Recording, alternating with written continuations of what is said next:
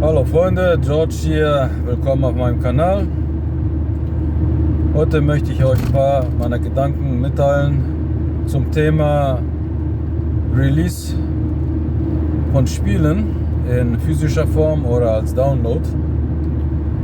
Für den Fall des Downloads,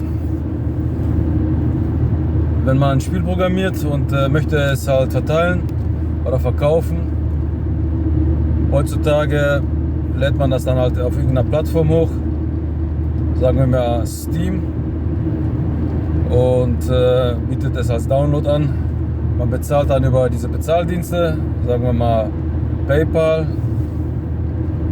oder Kreditkarte, und man hat sein Game halt innerhalb kürzester Zeit verkauft oder man hat es gekauft und hat viele Vorteile. Man spart sich halt die ganzen Vertriebswege und man geht auch ein geringeres finanzielles Risiko ein als, sagen wir mal, kleiner Entwickler, aber auch als großer Entwickler. Natürlich, ein Spiel zu vertreiben in physischer Form ist mit Kosten und Aufwand verbunden und auch mit Zeit, und man spart sich halt jede Menge Arbeit dadurch.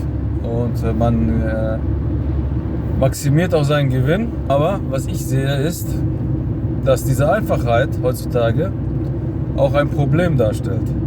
Wenn etwas zu einfach ist, dann gibt man sich auch keine große Mühe mehr.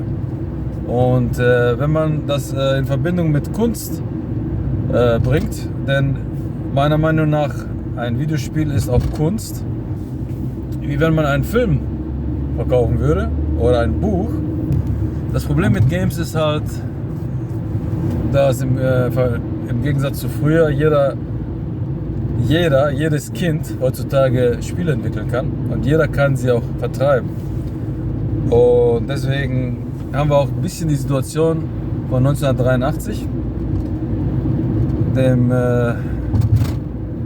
großen Ereignis, dem Videospiel Crash sozusagen, wo dann viele Firmen wie Atari halt pleite gegangen sind.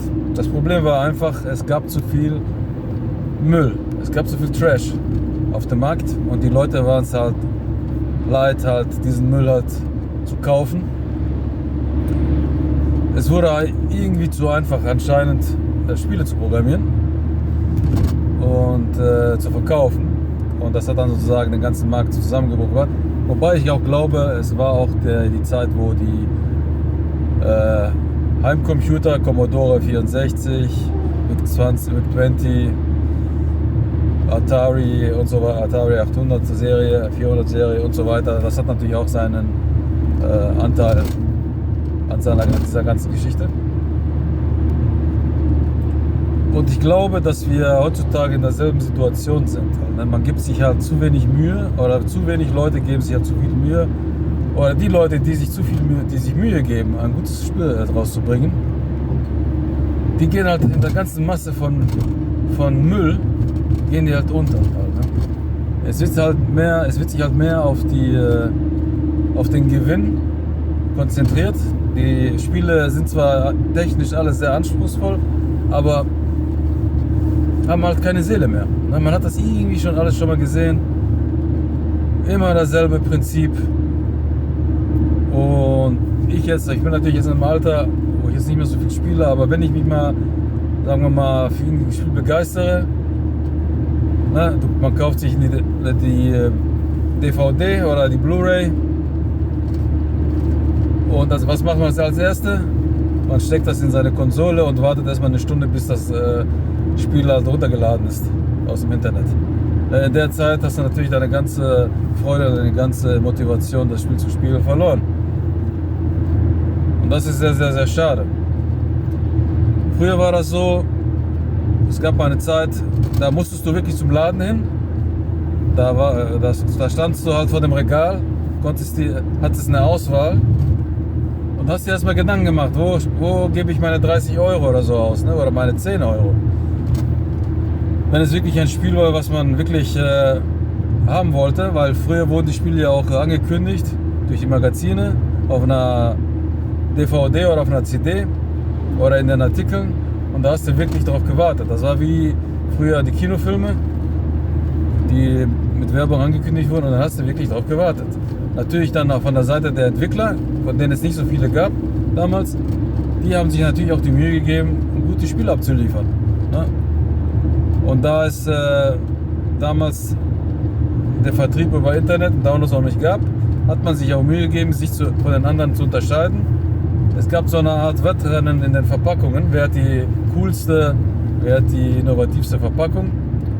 Wenigstens für die ersten Auflagen. Danach gab es natürlich die Budget-Version, wenn die Spiele sich nicht mehr verkauft haben. Problem war auch natürlich das Phänomen der Raubkopien, was viele Firmen natürlich auch in die Pleite getrieben haben.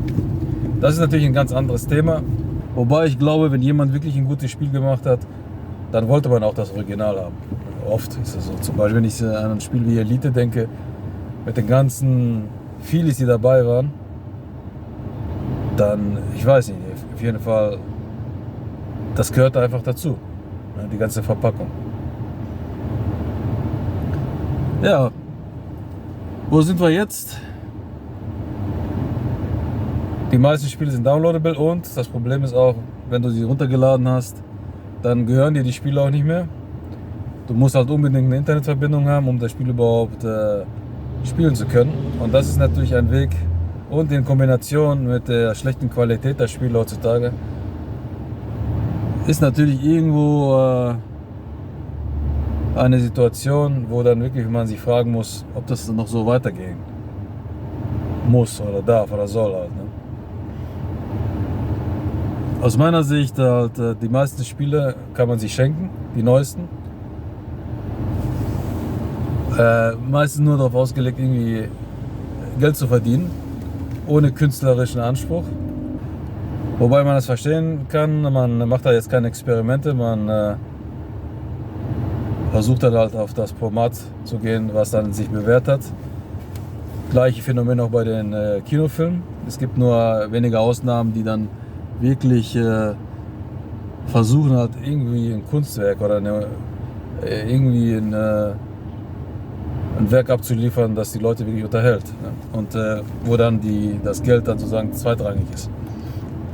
Kann man natürlich nicht immer machen, aber ab und zu mal, sagen wir mal, dass man das sozusagen abwechselnd macht. Ne? Man macht einen Film, der jetzt nicht unbedingt auf Gewinnen orientiert ist, sondern weil man sich einfach nur ausdrücken will. Aber man muss natürlich auch irgendwo, damit man halt auch überlebt, dann Filme machen, die dann halt so den Mainstream bedienen. Wäre auch nicht schlecht, diese Idee. Sollte man auch bei den Videospielen anwenden. Ich finde zum Beispiel, die großen Studien sollten in Indie-Entwicklung investieren. Sollten einfach mal ein bisschen Geld ausgeben für die Independent-Entwickler, sie unterstützen, weil die Leute, die haben eine Vision,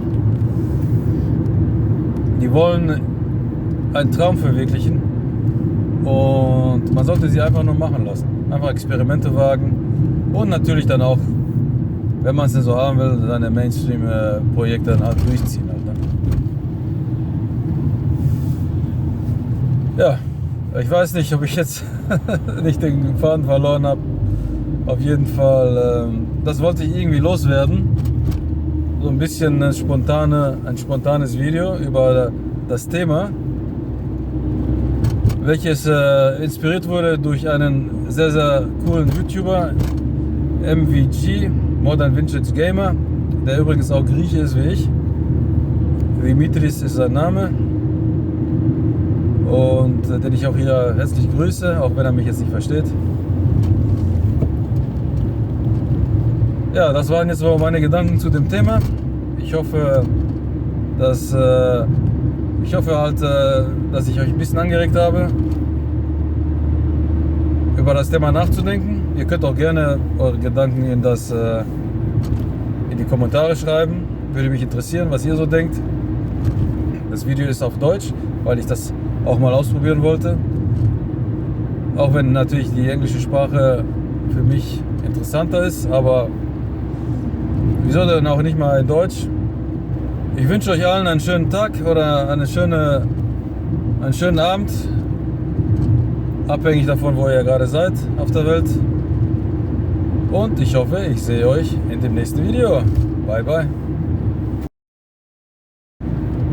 Das Video ist auf Deutsch. Ich wollte es auch mal. Das Video ist auf Deutsch, weil ich das auch.